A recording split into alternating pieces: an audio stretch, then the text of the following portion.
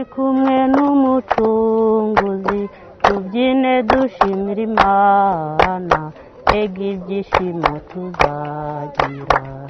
Nitwa Amahoro Chantal, ntuye mu mudugudu wa Mbuye, akagari ka Muhororo, umurenge n'Ibyimana, akarere ni aka Ruhango. Njyewe mu buzima busanzwe imvura iyo yaguye ndi umuhinzi, izuba ryaba ryavuye nkakora mu kirombe ndacyegereye.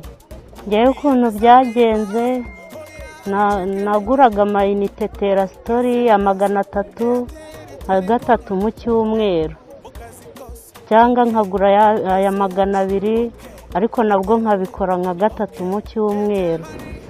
Noneho rero icyo gihe hari kuwa mbere numva murampamagaye mumbwira yuko natsindiye moto.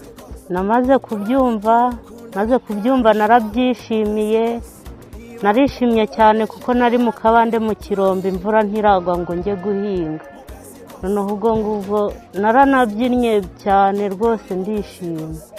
Yewe ikintu izamarira nzayishakira nyine umuntu ufite ibyangombwa, ishyire mu muhanda, bashe kujya mbona amafaranga ndera abana banjye, bashe no kubona imibereho izantunga mu buzima busanzwe. Wenda niba ari n'amatungo nabasha kugura nkayagura nkayashyira hano mu rugo akantungira n'abana n'umuryango. Icyo nababwira ni uko gukoresha umurongo wa Airtel ni ukuri nta gihombo. Iyo ushaka guhamagara inshuti urazihamagara nta kibazo. Nk'amayinite Terasitori baguha amasaha 3 rwose aba ari menshi n'iminota, ukavuga ukanishimisha n'inshuti zawe n'abavandimwe.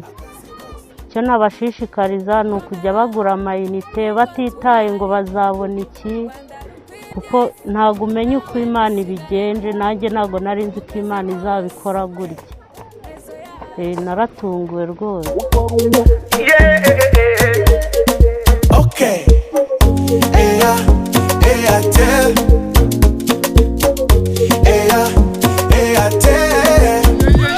Inzozi zawe zigiye kubimamo. Kandagira icyuma hamwe na Airtel. Ugura amayinite muri telefone yawe guhera ku mafaranga 250 kuzamura mu cyumweru. Uko niko uzihesha amahirwe yo kuba watsindira imwe muri moto nshasha 8 zizajya zitsindirwa buri cyumweru. Ni Airtel mu kazi kose.